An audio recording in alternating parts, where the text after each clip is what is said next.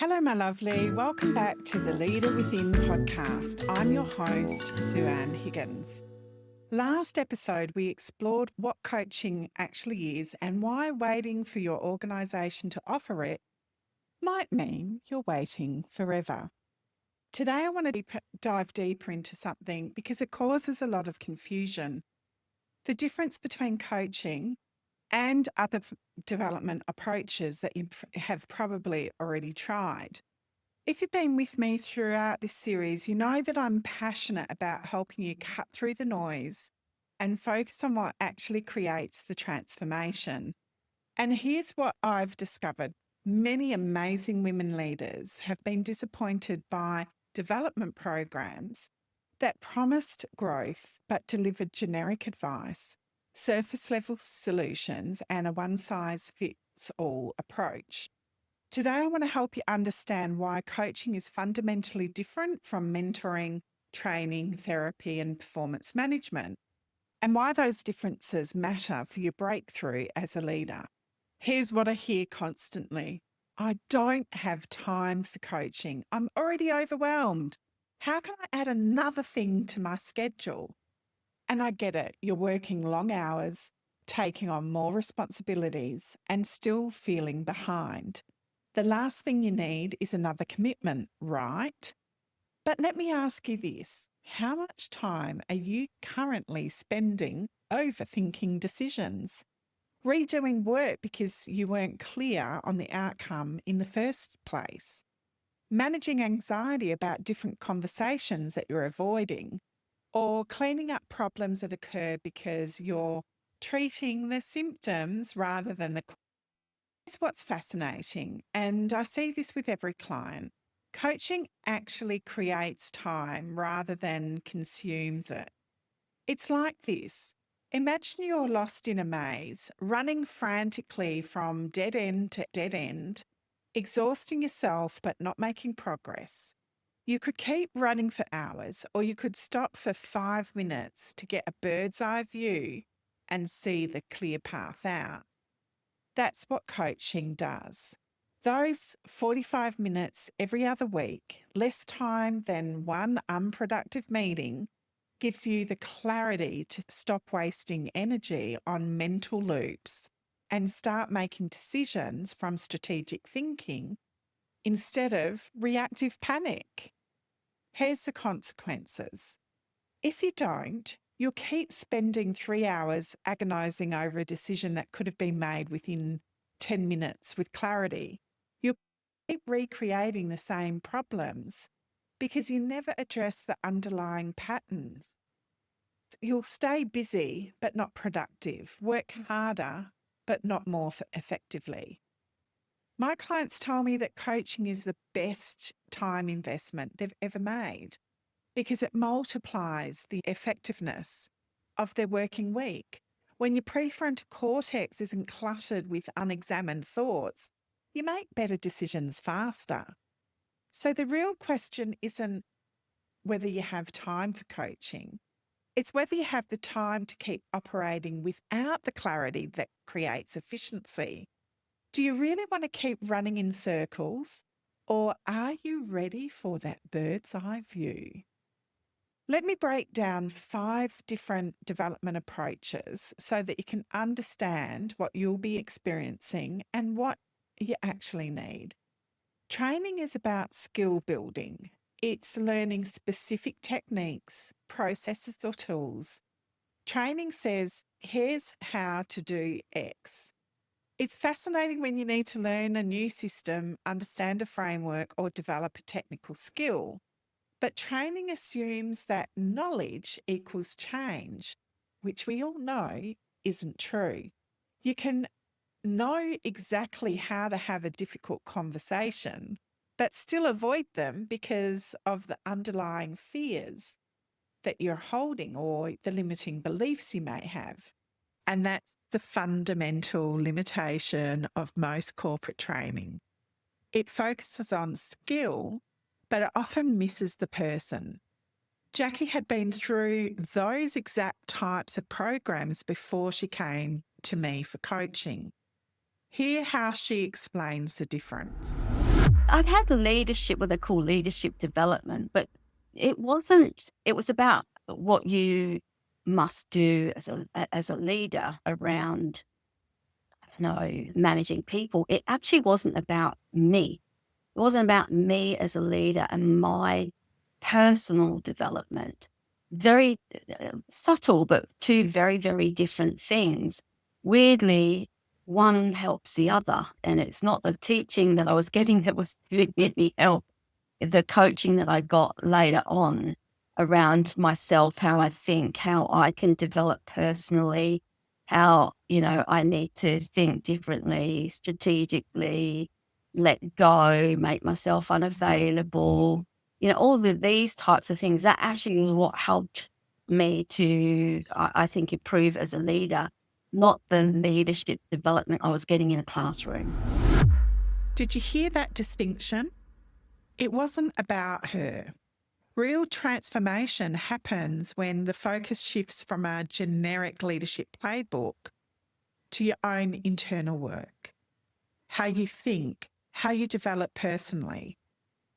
That is the work that changes everything. Mentoring is about wisdom sharing, and mentors share their experience. They tell you what worked for them and give you advice based on their journey. Mentoring says, here's what I did in your situation. But mentoring assumes that what worked for someone else will work for you, which isn't always the case. Your challenges might look similar on the surface, but come from a completely different, deep rooted cause. Now let's get to therapy. Therapy is about a process of healing past experiences.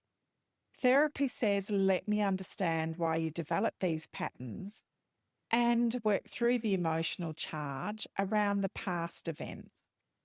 It's crucial when you're dealing with trauma, anxiety, depression, or deep rooted psychological patterns. But therapy focuses on understanding the past, whereas coaching focuses on the future or creating that future.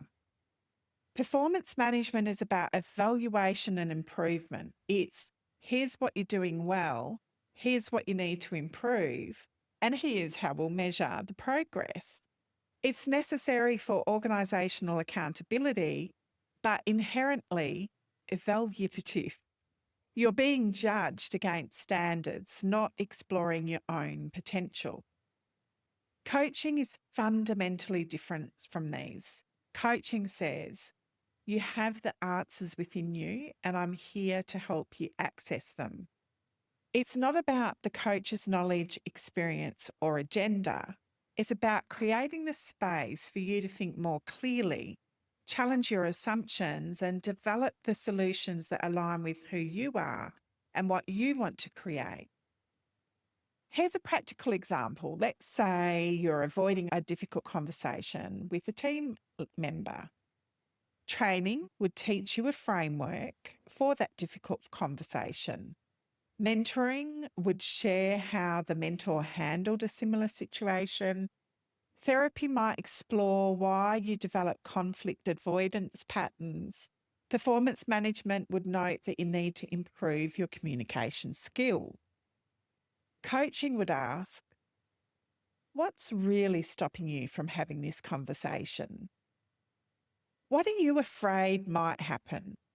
What would need to be true for you to feel confident approaching this? What's the cost of avoiding it? What's possible if you handle it well? The coach doesn't give you the answer. They help you discover your own answer, which is always more powerful because it comes from your own insight and your own wisdom. Now you understand the differences between these approaches. Let me give you a practical framework for choosing what you actually need right now. Step 1, diagnose your real challenge. First, get honest about what you're really actually dealing with. Are you lacking a specific skill or knowledge? That's a training need. Do you need industry insights or career guidance from someone who's been there where you want to go? That's mentoring. Are you dealing with patterns rooted in past trauma or deep psychological wounds? That might require therapy first. But if you find yourself saying things like, I know what to do, I just can't seem to do it consistently, or I keep falling into patterns despite my intention, or I have the skills, but I'm not getting the results I want. That's a coaching situation. Step 2 is to assess your learning style. Do you learn best from instruction and frameworks? Training might work well for you. Do you learn from stories and examples of how others succeed? Mentoring could be valuable. Do you learn by discovering your own insights through questions and reflections?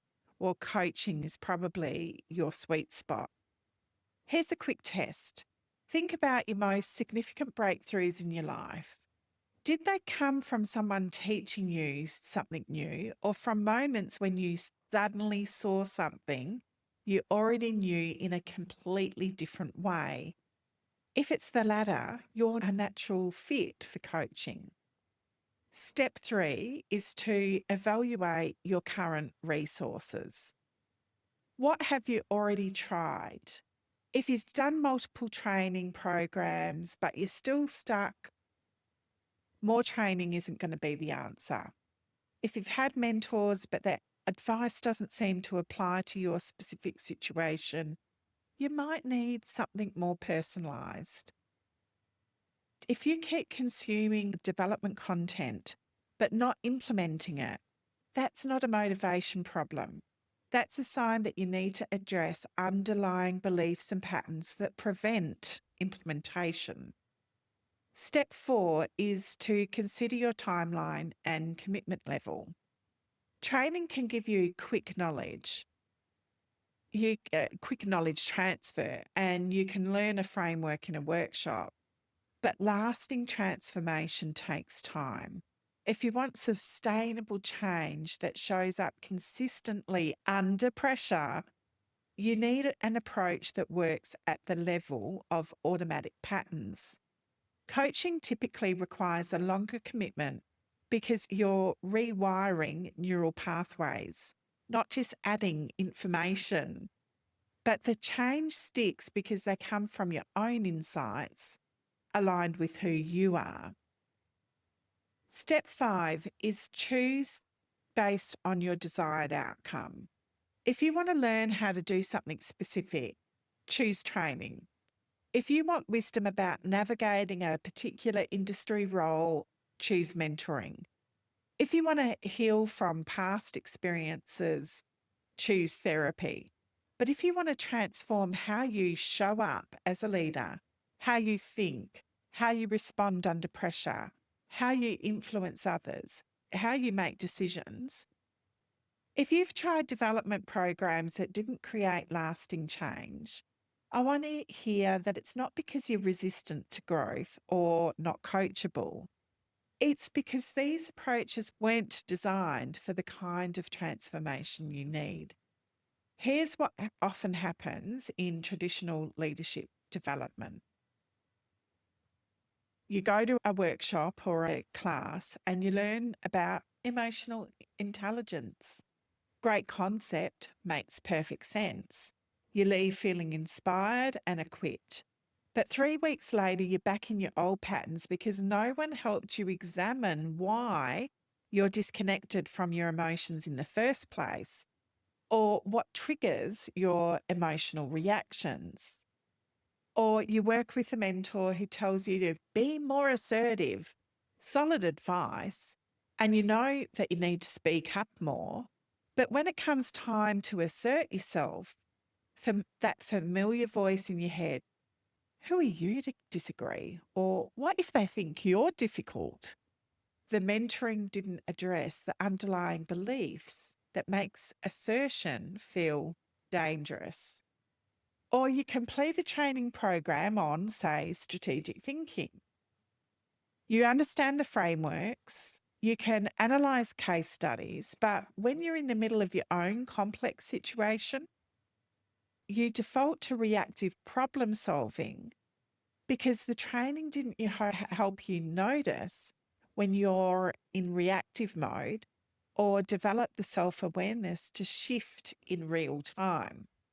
This is why traditional development often feels like collecting tools that you never use. You have the knowledge, but you don't have the inner transformation that allows you to apply it consistently. Remember the brain science we've been exploring throughout the podcast, throughout the episodes. Your prefrontal cortex might understand new concepts, but your limbic system is still running on old patterns. Until you address the underlying neurological pathways, the automatic thoughts and emotional reaction, surface level learning won't stick. Real coaching works at the level of those automatic patterns. It helps you notice your thinking in real time, examine the beliefs that drive your behaviour, and practice new ways of responding until they become natural. So, what makes the difference between coaching and everything else you've tried? There's three key elements. First, coaching is entirely client led.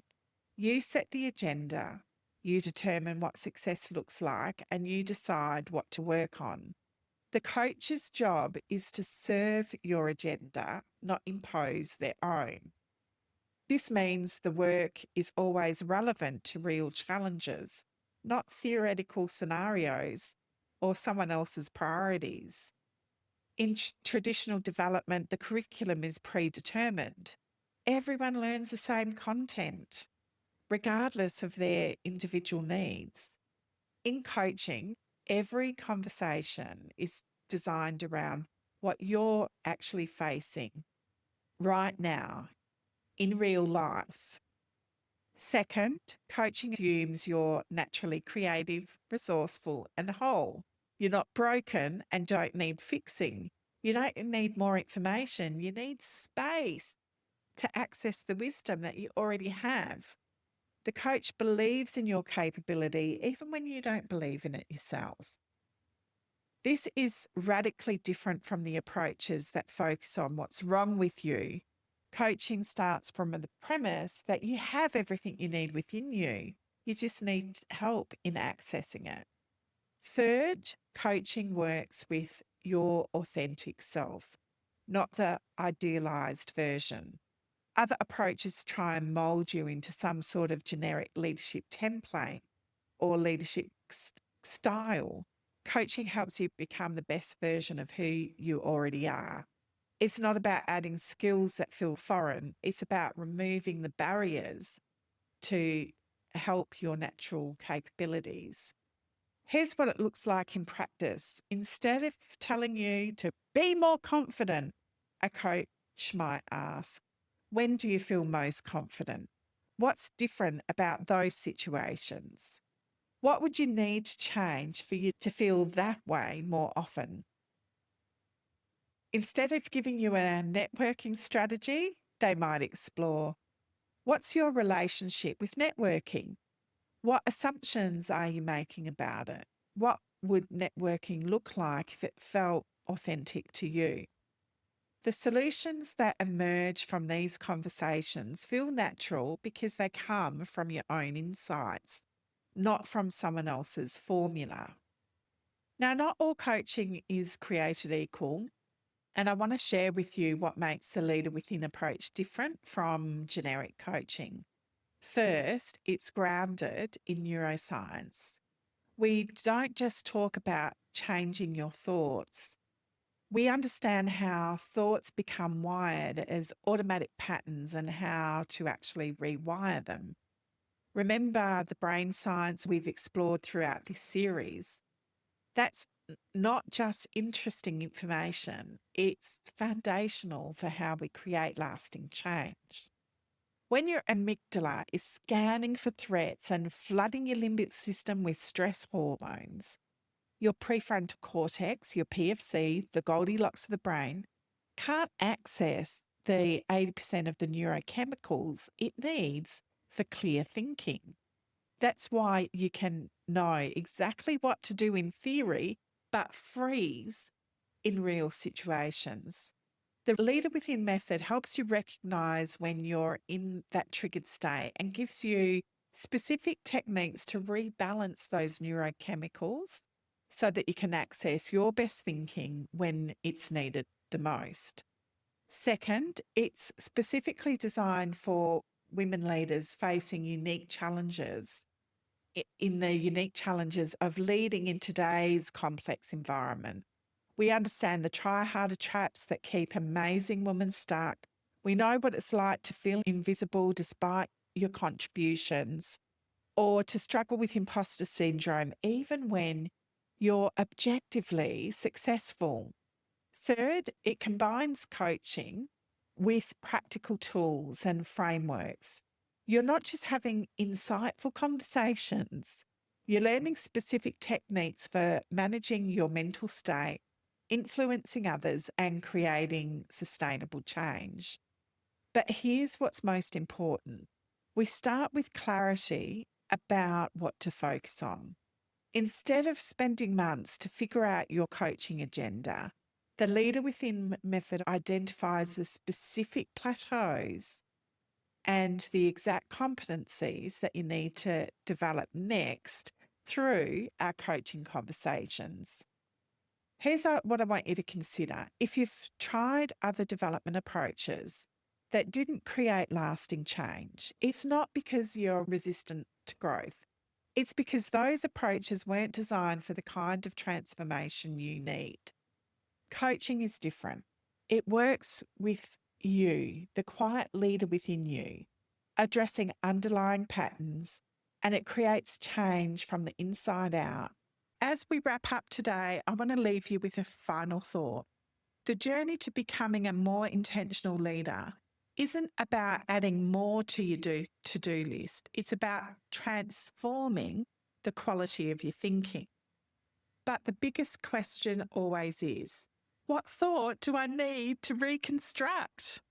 Because often we're not aware of those thoughts that are on autopilot that are keeping us there. That's why I've created a powerful first step for you. It's a one-on-one coaching experience I call the Power Move Blueprint. Now, don't worry, you don't need to book a call or get online with me. It's a personal deep dive with me, facilitated through Video Ask. I ask you some prompt questions and then personally review your reflections. I then do a video coaching session just for you.